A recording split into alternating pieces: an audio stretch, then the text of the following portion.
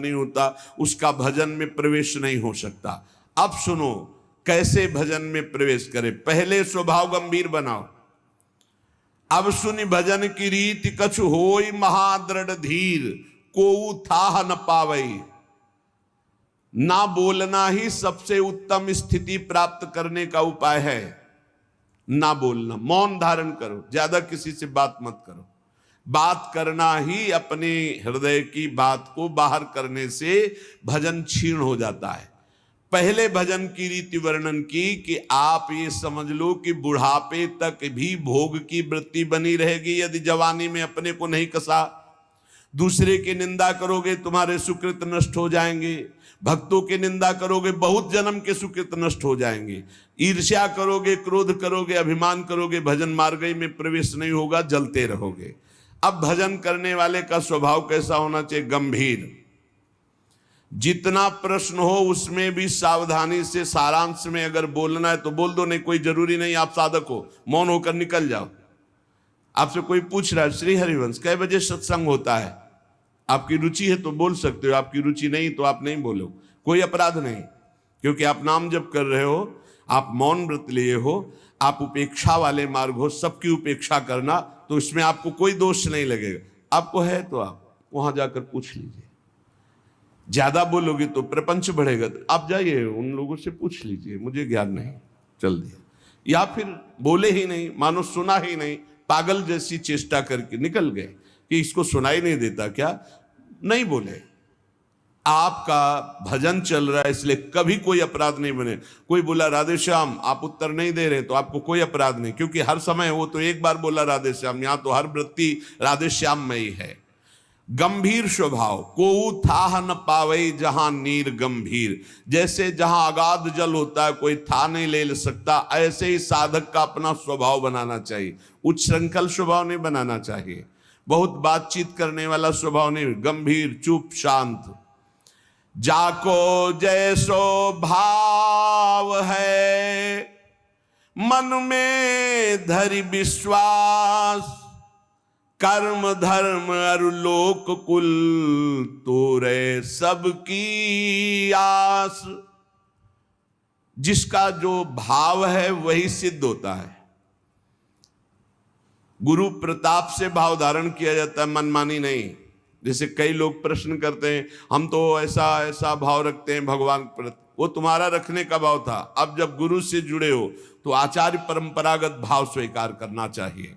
नवीन साधक को भाव के चक्कर में नहीं पड़ना चाहिए, पहले साधना में लगना चाहिए। भाव ऊंचाई की बहुत बड़ी बात है, पहले अनर्थ निवृत्ति करो, बुद्धि को पवित्र होने दो, नहीं तो भाव में विचलित हो जाओगे। जाको जैसो भाव है, सब अपने अपने भाव से चल रहे हैं। भावोत्सवेन भजताम रस काम धेनुम तम राधिका चरण रेणु महम स्मरामी। हम श्री गोरे चरणारविंद के भाव वाले उपासक हैं। हमारी ठसक होनी चाहिए हमारे माई श्यामाजू को राज, और हमारे हृदय में बात होनी चाहिए न मैं स्त्री हूं न पुरुष हूं, मैं चिदानंद रूप श्री जी की सहचरी हूं। बस ये बात तुम डालो अंदर अपने हृदय में, ये शब्द अपने आप प्रकाशित होगा।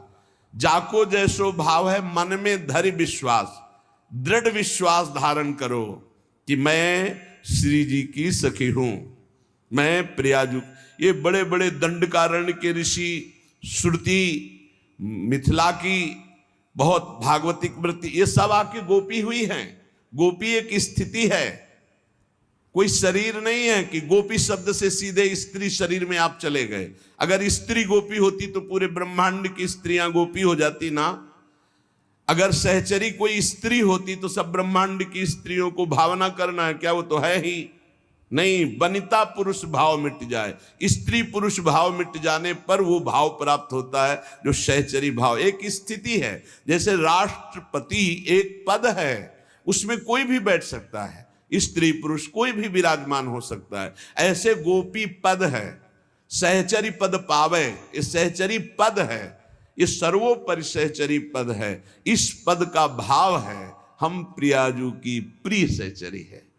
आगे चलकर पता चलेगा संधिनी, इच्छा शक्ति, वो बाद में परिचय मिलेगा। पहले ये शब्द डालो, ना मैं स्त्री हूं ना पुरुष हूं, मैं प्रियाजू की सखी हूं। पिछले जन्म में क्या थे कुछ पता नहीं, क्या बन जाए, आगे कुछ पता नहीं। अगर भाव दृढ़ कर लिए तो इसी जन्म में किशोरी मात्मानम किमि सुकुमारिम नु कले, अपनी प्रियाजू के समीप सुकुमार स्वरूप चिदानंदमय भाव से हम प्यारी जू की सेवा में पहुंच जाएंगे।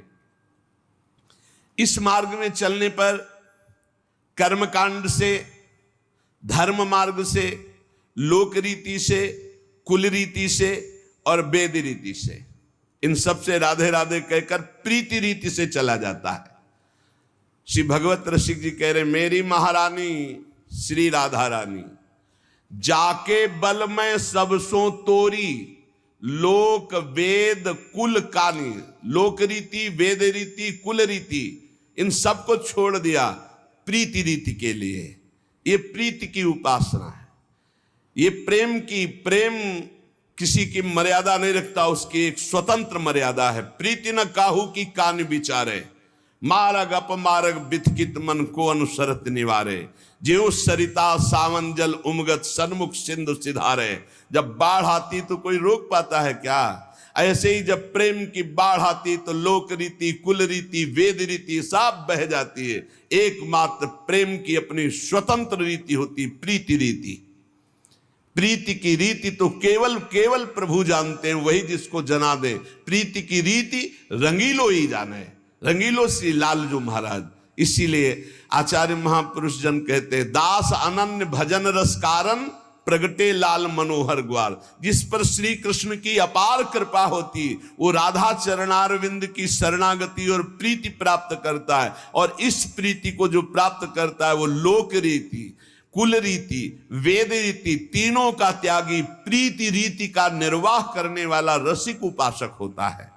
मेरी महारानी श्री राधा रानी जाके बल में सबसों तोरी, लोक वेद कुल कानी। लोक रीति, कुल रीति, वेद रीति, इनसे परे है ये प्रीति रीति। कैसी है हमारी प्यारी जू? लाल बिहारी जू को प्राण जीवन धन वारी पियत नित पानी।